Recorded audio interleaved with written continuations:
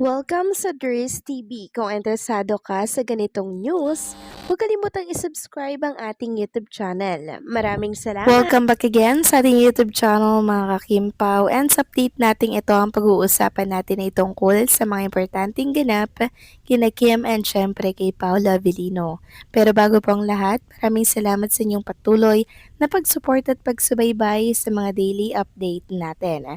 Kaya naman bilang pasasalamat, narito po ang ilang napili kong komento patungkol ito sa naging previous update. Unang komento mula po ito kay Ginang Dinala Portesa. Sabi niya, kung totoo yan, bakit sinabi ni Paolo na pahinga muna sila ni Kim? Pahinga muna dahil pagod sila? Bakit sabi niya na pinag-aaralan niya yung isang role ng Valentine's Day? Maraming salamat po sa inyong komento, Ginang Dinala Portesa. Yes, tama po kayo dyan. Napapagod din po si Kim and Paolo Avellino kasi katulad rin natin, tao din po sila, Ginang Dinala Portesa, 'di ba? Kaya kailangan po nila ng break muna. Syempre, nitong mga nakaraang taon, sobra po talaga yung mga project na binigay sa kanila ng management. Kaya talaga namang na-overwork ang Kim Pao or si Kim and Paolo. Kaya kung inyo napansin kay Paolo, talaga naman pong gusto niya munang magpahinga. Kaya mabuti na lamang po at binigyan sila ng TFC ng World Tour kahit papaano makakapagpahinga sila at the same time nakapag-travel and gumagawa sila ng memories kasama ang isa't isa. Tungkol naman po sa sinabi ni Paul Avellino na meron siyang pinag-aaralan nung time na Valentine's Day, isang role yung pinag-aaralan ni Paul Avellino.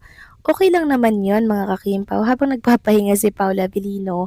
Tapos inaaral niya yung isang role kasi hindi naman po siya masyadong napapagod sa ganoon. Ang ibig kasi sabihin ni Paula Avellino, na overwork po siya, yun bang araw-araw kailangan niya pong umalis ng bahay para mag-shooting, para mag-taping, 'di ba? Pero yung may pinag-aaralan lang na isang role, pag may time siya, okay lang yun. Basta ang ibig sabihin niya, wag lang ma-overwork. Gusto niya munang huminga and syempre, magpahinga. So maraming salamat sa komento, Ginang Dinala Portesa. God bless and mabuhay kayo. Next comment naman mula po kay Ginang Edetana Donza. Sabi niya, yes, tama, sinagot ni Pao ng 100% ang level nila ni Kimi. Obvious na obvious naman Bakit yan ang itatanong nila? Para ano? Para i-compare nila si Pao kay Echo Bag? So kung idol nila ay isang wala lang, doon sila. Wag lang si Pao kasi alam namin na totoo at matino si Paolo na tao. Hindi natin ipagkakailan na nagmamahala ng Kim Pao. Very hospitable at respectful ang Kim Pao, kaya wala kaming pake sa mga lolong Echo at lolang Janine. Please lang, wag niyong maliitin ang Kim Pao. Managot kayo sa amin kung wala kayong magawa sa buhay, doon kayo sa idol nyo. Maraming salamat sa komento, Ginang Edetana Donza. Tama po kayo dyan, 100 po ang binigay na score ni Paula Avellino. Pero wala po siyang kinukumpirma, pero malinaw na mga kakimpaw na yung 100 na yun or for Chinita Princess. Yun nga lang, ang gusto po ni Paulo ay pribado po kung ano man yung meron sa kanila ni Kim Chu, 'di ba?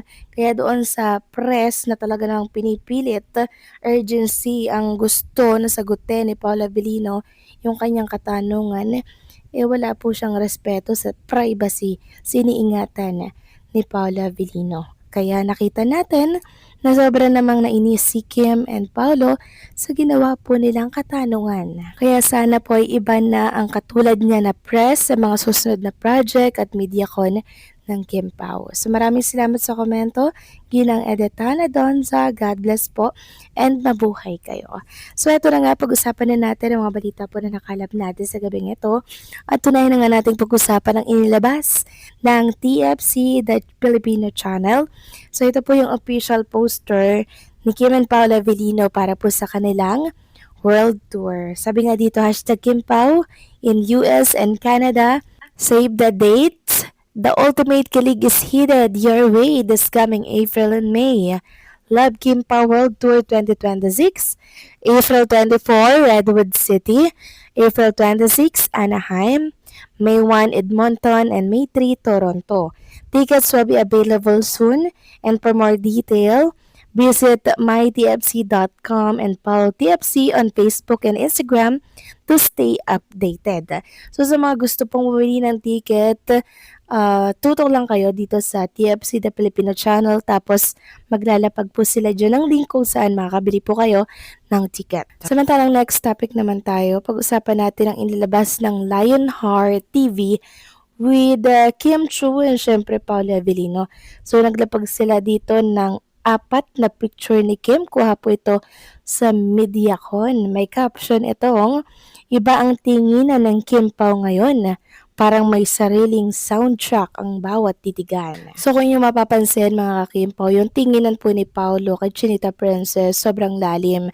So ang aking opinion dito, ganito talaga mga kakimpaw, pag malalim na po ang relationship ng bawat isa, hindi po ba? Yung tipong tinginan nyo lang, understood na kung ano yung nais nilang iparating. And syempre, si Kim and Paolo Avellino lamang po ang nagkakaintindihan ng mga titigan na yan. Samantalang next topic naman tayo, naglabas po ng isa pang video si Sir Rico Hizon na kung saan kasama na si Kim and Paolo Avellino na para bang meron silang pinagtatalunan dito. So may caption etong, "Ano sa palagay nyo ang pinagtatalunan ng hashtag Kim Pao?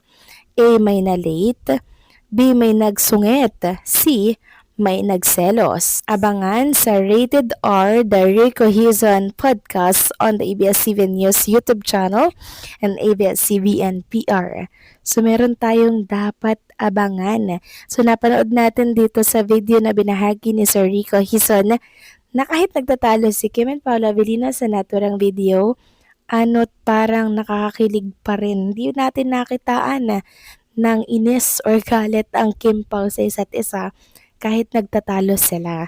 Nangingibabaw pa rin talaga yung kilig sa kanilang dalawa. Paano ba naman kasi mga ka-Kim Pao, LQ, pero nakangiti at kinikilig sila parehas. Na para bang hindi nila alam kung paano mag-away mga ka-Kim Pao. Kayo, sa tingin po ninyo, A, B, C, D, ano kaya ang sagot? Piling ko dito mga ka-Kim Pao ang kasagutan, may na-late. Kasi ayon sa video, tara na, parang inaaya niya na po si Chinita Princess. Mababasa nga dito na "Feel be your cup between A. Kim Pao LQ." So sana po ilabas na po yung episode na to na kung saan kasama po si Rico Hizon kasi marami ng mga Kim Pao fans ang nag-aabang sa naturang episode. Ano naman kaya ang bago nilang paandar para kiligin ang mga Kim Pao fans? Yan ang dapat nating abangan. Huwag kayong mag-alala dahil isa rin po ako sa nag-aabang para nang sa ganun ay maibahagi ko po ito sa inyo. So paano mga ka-Kim Pao, hanggang dito na lamang po ang update natin. Maraming salamat sa patuloy na pagsuporta.